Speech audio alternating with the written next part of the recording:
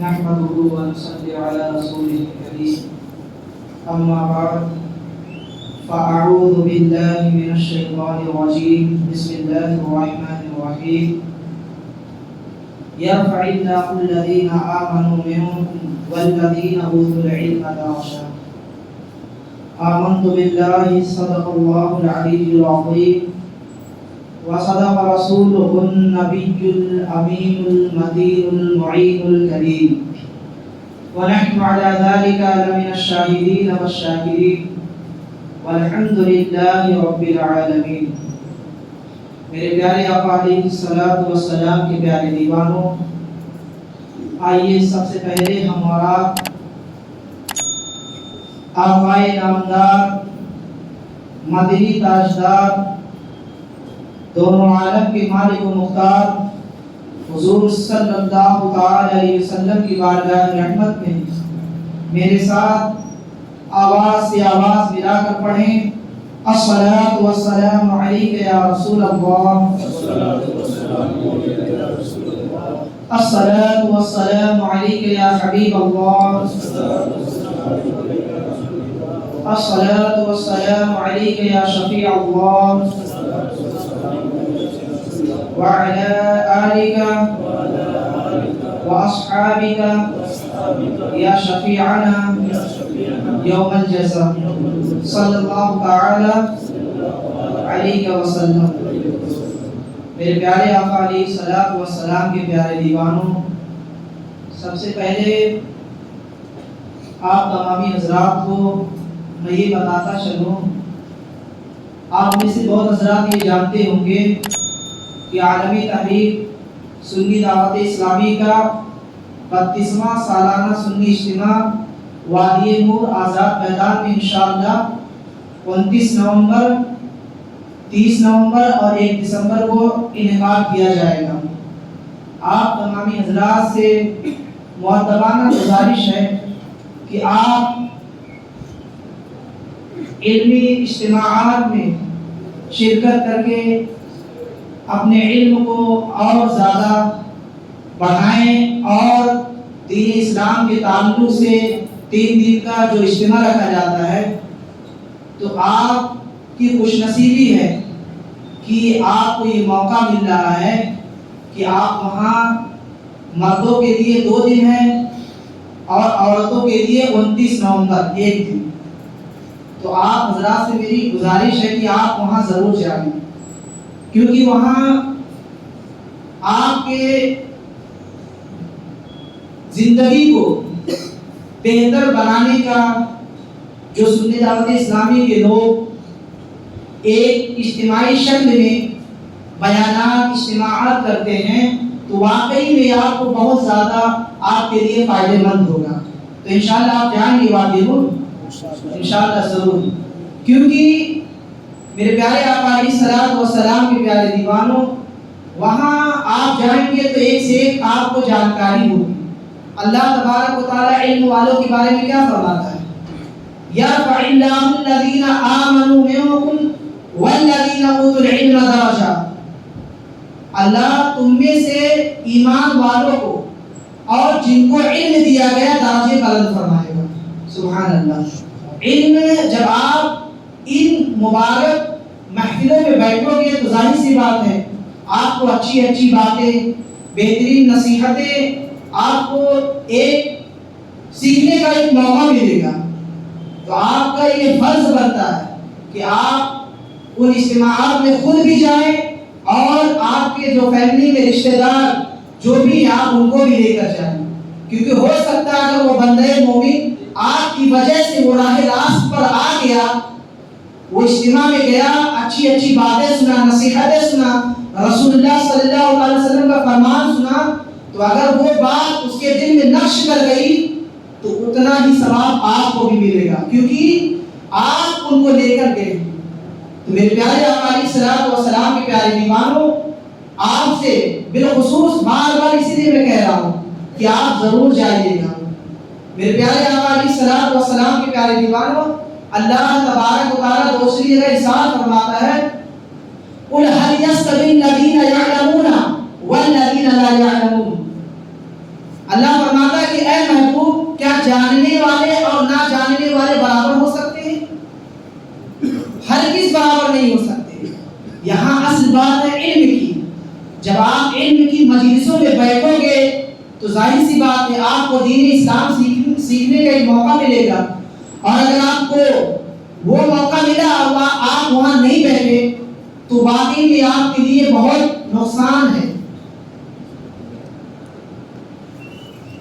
میرے پیارے آقا علیہ الصلوۃ والسلام کے پیارے دیوانوں، اس لیے آپ ضرور سنی دعوت اسلامی کے سالانہ اجتماع 32واں سالانہ اجتماع اس میں ضرور شرکت کریں، کیونکہ آج دور حاضر میں جو فتنہ برپا ہوا ہے بہت ہی زیادہ فتنہ برپا ہوا ہے۔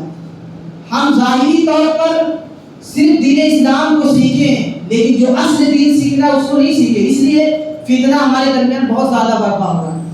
علامہ اقبال کہتے ہیں کہ ذوق حاصل ہے، اگر آپ کو دینی معاملات کرنے دنیاوی معاملات کرنے، ظاہر سی بات ہے ہم انسان ہیں، ہمارے جو ضروریات رہیں گے وہ کریں گے ہم، تو ڈاکٹر اقبال کہتے ہیں کہ ذوق حاصل ہے تو پھر لازم ہے ایمان خلیل۔ اگر واقعی میں آپ اس دنیا میں جتنی بھی ساتھ رہنا چاہتے ہو تو آپ کو اپنا ایمان مضبوط کرنا ہوگا، اور مضبوط کیسے ہوگا؟ آپ اجتماعات میں شرکت کریں گے، رسول اللہ صلی اللہ علیہ وسلم کے فرمان کو سنیں گے، تبھی تو آپ کو پتہ چلے گا نا کہ یہ ہمارا دین ہے اور ہم سوچ کیا رہے تھے۔ جب یہ سب معلومات رہے گے تبھی تو دین کے پابند رہو گے۔ کہتے ہیں کہ ذوق حاصل ہے تو پھر لازم ہے ایمان خلیل، ورنہ خاکستر ہے تیری زندگی کا پیغام۔ میرے پیارے آقا علیہ الصلوۃ والسلام کے پیارے دیوانوں، بہت سے جو لا علمی کی وجہ سے، بہت سے لوگ ہیں علم نہ سیکھنے کی وجہ سے گمراہ ہو گئے۔ شیطان ایسے لوگوں کے پیچھے بہت زیادہ پڑا رہتا ہے۔ واقعی میں ایک روایت میں آتا ہے کہ شیطان اپنا تخت سمندر میں بچھاتا ہے اور اپنے چیلوں سے مخاطب ہوتا ہے، اس کے تمام چیلے جمع ہوتے ہیں، تو وہ آپ اس سے پتہ چل جائے گا آپ کو کہ علم والے کو کتنا شیطان پیچھے پڑا رہتا ہے، اور جو علم کی راہ میں نکلتے ہیں ان کے پیچھے بھی شیطان بہت زیادہ لگا رہتا ہے۔ میرے پیارے آقا علیہ السلام کے پیارے دیوان روایت میں آتا ہے کہ شیطان طالب علم جو علم کی طلب میں کہیں جاتا ہے، کسی مجلس کے لیے جاتا ہے، تو اس کو بہکانے میں بہت زیادہ اس کو خوشی ہوتی ہے، بہت زیادہ خوشی ہوتی ہے۔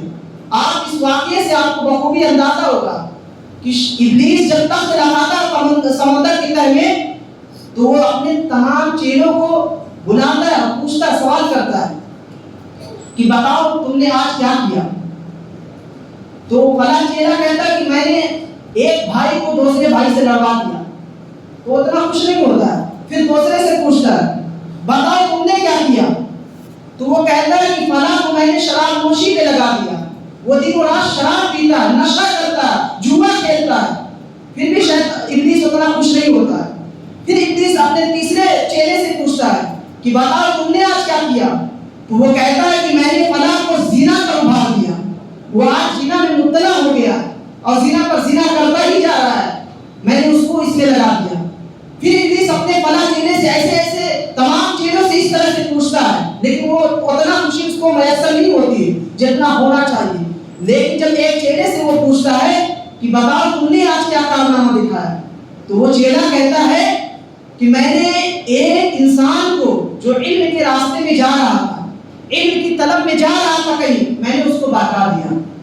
فوراً ابلیس جب سنتا ہے اتنا خوش ہوتا ہے کہ تمام اس کے چیلے حیرت میں پڑ جاتے ہیں، اس لیے حیرت میں پڑتے ہیں کہ میں نے اتنے بڑے بڑے کام ہم نے کیے کہ فلاں کو فلاں کے بھائی سے قتل کروا دیا، پھر بھی ہمارے سردار خوش نہیں ہوئے، ہم نے اتنے بڑے گناہ کروا دیے، پھر بھی ہمارا سردار اتنا خوش نہیں ہوا۔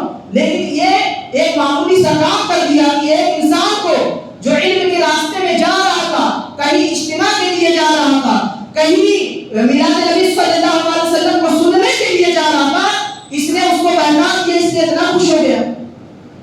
تو ابلیس جب دیکھا کہ اس کے تمام چیلے حیرت میں ہیں تو اس نے کہا کہ آؤ میں تمہیں ایک مثال کے طور پر میں تمہیں خود دکھاتا ہوں، چلو میرے ساتھ۔ صبح سویرے فجر کی اذان سے پہلے وہ ابلیس اپنے چیلوں کو لے کر ایک عبادت گزار کے پاس گیا، عبادت گزار اور علم والا ایک الگ الگ ہوتا ہے.